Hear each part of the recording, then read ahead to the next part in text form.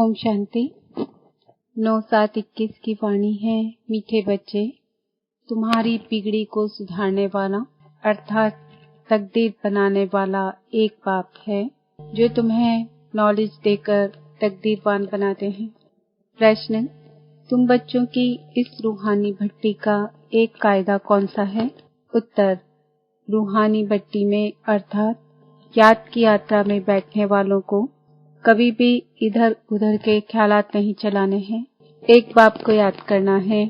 अगर बुद्धि इधर उधर भटकती है तो झुटका खाते रहेंगे, उबासी देंगे। इससे वायुमंडल खराब होता है, अपना ही नुकसान करते हैं।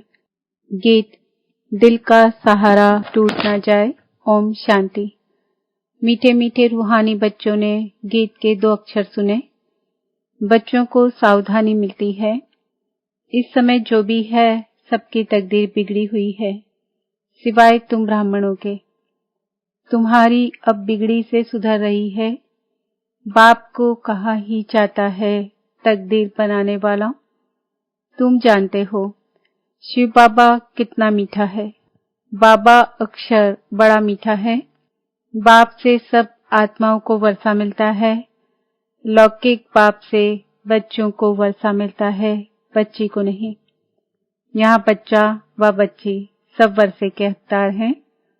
बाप पढ़ाते हैं आत्माओं को अर्थात अपने बच्चों को। आत्मा समझती है हम सब ब्रदर्स हैं। बरोबर ब्रदरहुड कहा जाता है ना। एक भगवान के बच्चे हैं, फिर इतना लड़ते झगड़ते क्यों? सब आपस में लड़ते ही रहते हैं। अनेक धर्म अनेक मत है और मुख्य बात तो रावण राज्य में लड़ाई ही चलती है, क्योंकि विकारों की प्रवेशता है। काम विकार पर भी कितनी लड़ाई झगड़ा होता है। ऐसे बहुत राजाओं ने लड़ाई की है। काम के लिए बहुत लड़ते हैं, कितने खुश होते हैं। कोई के साथ दिल होती है तो मार भी देते हैं। काम महाशत्रु है। क्रोध वाले को तो क्रोधी ही कहेंगे, लोभ वाले को लोभी कहेंगे, लेकिन जो कामी हैं उनके बहुत नाम रखे हुए हैं। इसलिए कहा जाता है अमृत छोड़ विष काहे को खाए। शास्त्रों में अमृत नाम लिख दिया है। दिखाते हैं सागर मंथन किया तो अमृत निकला। कलश लक्ष्मी को दिया, कितनी कहानियां हैं। इसमें भी बड़े ते बड़ी बात है सर्वव्यापी की। गीता का भगवान कौन और पतित पावन कौन? प्रदर्शनी में मुख्य इन्हीं चित्रों पर समझाया जाता है। पतित पावन ज्ञान का सागर और उनसे निकली हुई ज्ञान गंगाएं व पानी की नदी व सागर। कितनी अच्छी अच्छी बातें समझाई जाती है। बाप बैठ समझाते हैं मीठे मीठे बच्चों, तुमको किसने पावन बनाया? बिगड़ी को सुधारने वाला कौन है? वह पतित पावन कब आते हैं? यह खेल कैसे बना हुआ है? कोई भी नहीं जानते हैं। बाप को कहा ही जाता है नॉलेजफुल, ब्लिसफुल, पीसफुल। गाया भी जाता है बिगड़ी को बनाने वाला एक। यह तो समझने में आता है। बरोबर रावण हमारी बिगाड़ते हैं। यह खेल है हार जीत का। रावण को भी तुम जानते हो, जिसको भारतवासी वर्ष वर्ष चलाते हैं। यह भारत का दुश्मन है। भारत में ही हर वर्ष चलाते हैं। उनसे पूछो कब से चलाते आते हो, तो कहेंगे यह तो अनादि चला आता है, जब से सृष्टि शुरू होती है। शास्त्रों में जो पढ़ा सत सत करते आते हैं। मुख्य भूल है ईश्वर को सर्वव्यापी कहना। बाप यह नहीं कहते कि यह किसकी भूल है। यह ड्रामा में नूर है, हार जीत का खेल है। माया से हारे हार, माया से जीते जीत। माया से कैसे हार खाते हैं वह भी समझाया जाता है। पूरा आधा कल्प रावण राज्य चलता है, 1 सेकंड का भी फर्क नहीं हो सकता। राम राज्य की स्थापना और रावण राज्य का विनाश अपने समय पर एक्यूरेट चलते हैं। सतयुग में तो लंका होती नहीं, वह तो बुद्ध धर्म का खंड है। पढ़े लिखे की बुद्धि में रहता है। लंदन इस तरफ है, अमेरिका इस तरफ है पढ़ाई से बुद्धि का ताला खुलता है, रोशनी आती है। इसको ज्ञान का तीसरा नेत्र कहा जाता है। बुढ़िया बहुत बातें समझ ना सके, इन्हों को एक मुख्य बात धारण करनी है, जो ही अंत में काम आती है। मनुष्य शास्त्र तो बहुत पढ़ते हैं, पिछाड़ी में फिर भी एक अक्षर कह देते हैं कि राम राम कहो। ऐसे नहीं कहते शास्त्र सुनाओ, वेद सुनाओ, पिछाड़ी में कहेंगे राम को याद करो। जो जास्ती समय जिस चिंतन में रहते हैं, अंत में भी वह याद आ जाता है। अभी विनाश तो सबका होना है। तुम जानते हो सब किसको याद करेंगे। कोई कृष्ण को, कोई अपने गुरु को याद करेंगे, कोई अपने देह के संबंधियों को याद करेंगे। देह को याद किया, खेल खलास। यहाँ तुमको एक ही बात समझाई जाती है कि अपने को आत्मा समझ बाप को याद करते रहो। चार्ट रखो कि हम कितना याद करते हैं। जितना याद करेंगे पावन होते जाएंगे। ऐसे नहीं कि गंगा में स्नान करने से पावन बनेंगे। आत्मा की बात है ना।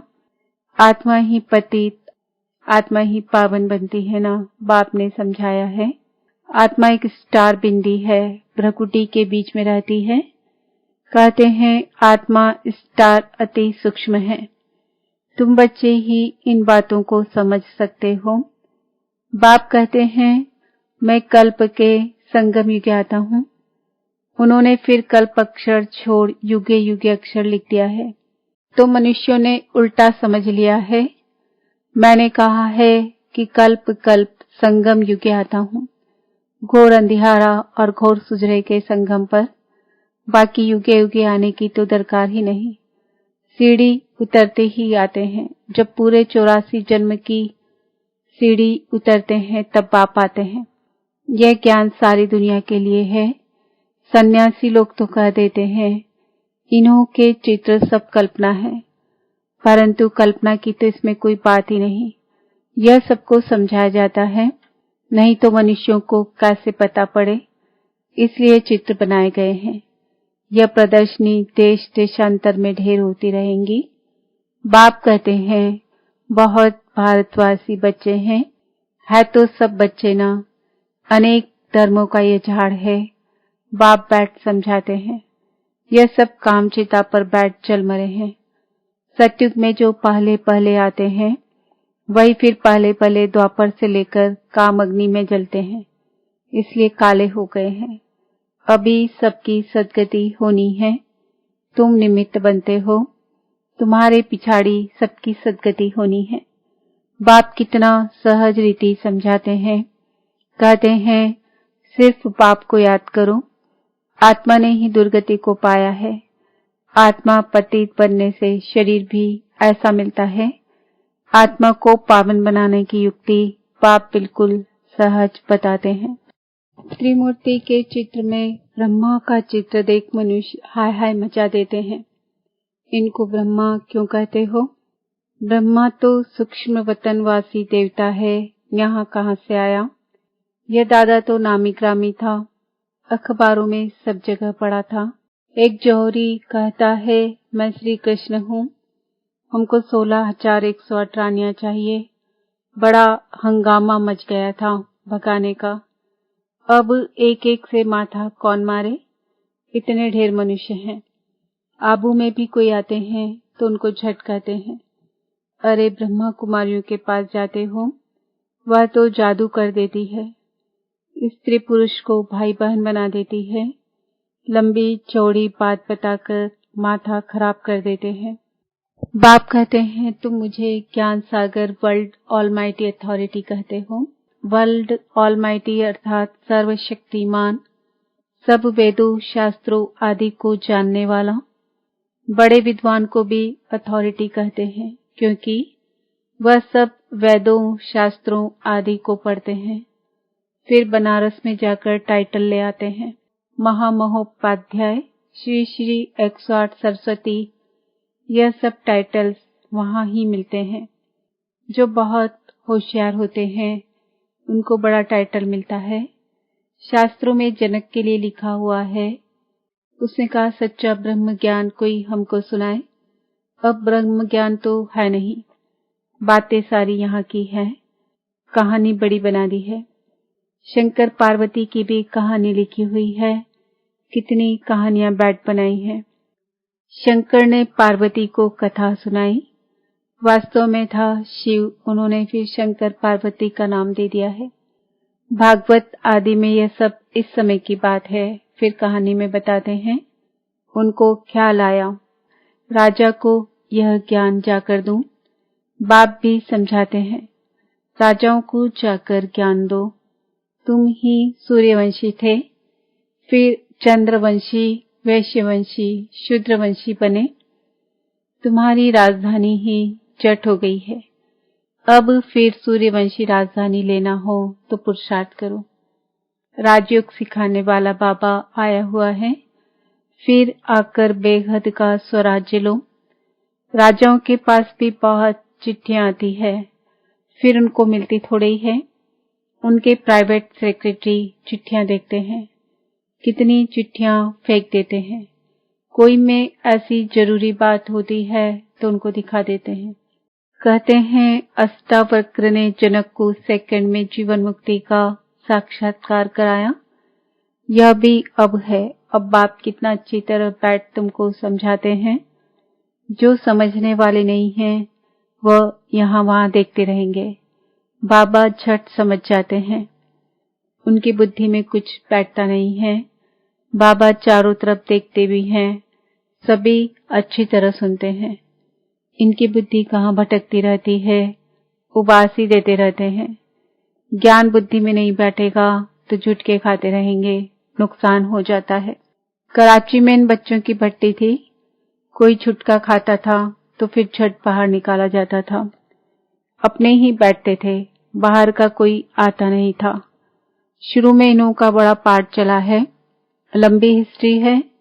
शुरू में तो बच्चियां बहुत ध्यान में चली जाती थी, अभी तक भी कहते रहते हैं जादू है। परम पिता परमात्मा को जादूगर कहते हैं ना। शिव बाबा देखते हैं इनका बहुत प्रेम है, तो देखने से ही झट ध्यान में चले जाते हैं। वैकुंठ तो भारतवासियों को बहुत प्यारा है। कोई मरता है तो भी कहते हैं वैकुंठवासी हुआ, स्वर्गवासी हुआ। अभी यह तो है ही नर्क, सब नर्कवासी हैं। तब तो कहते हैं फलाना स्वर्गवासी हुआ, परंतु स्वर्ग में तो कोई जाता ही नहीं है। अभी सिर्फ यह तुम जानते हो हम स्वर्गवासी थे, फिर 84 जन्म ले नर्कवासी बन गए हैं। अब फिर बाबा स्वर्गवासी बना रहे हैं। स्वर्ग में है राजधानी, राजधानी में बहुत पद है। पुरुषार्थ कर नर से नारायण बनना है। तुम जानते हो यह मम्मा बाबा भविष्य में लक्ष्मी नारायण बनते हैं, अभी पुरुषार्थ कर रहे हैं। इसलिए कहा जाता है फॉलो मदर फादर। जैसे यह पुरुषार्थ करते हैं तुम भी करो। यह भी याद में रहते हैं, स्वदर्शन चक्रधारी बनते हैं। तुम बाप को याद करो और वर्षे को याद करो, त्रिकालदर्शी बनो। तुमको इस सारे चक्र का ज्ञान है, इसमें तत्पर रहो, औरों को समझाते रहो। इस सर्विस में ही लगे रहेंगे तो और कोई धंधा आदि याद नहीं पड़ेगा।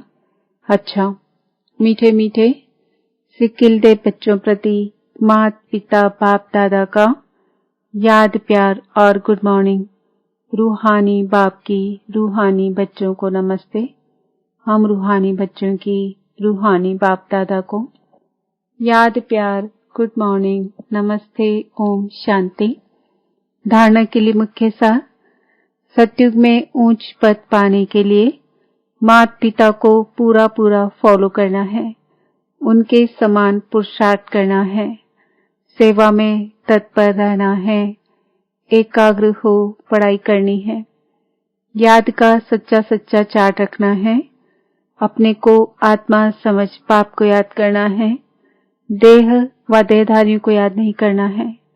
वरदान, सदा साथीपन की स्मृति और साक्षी स्टेज का अनुभव करने वाले शिवमयी शक्ति स्वरूप का माइंड भाव।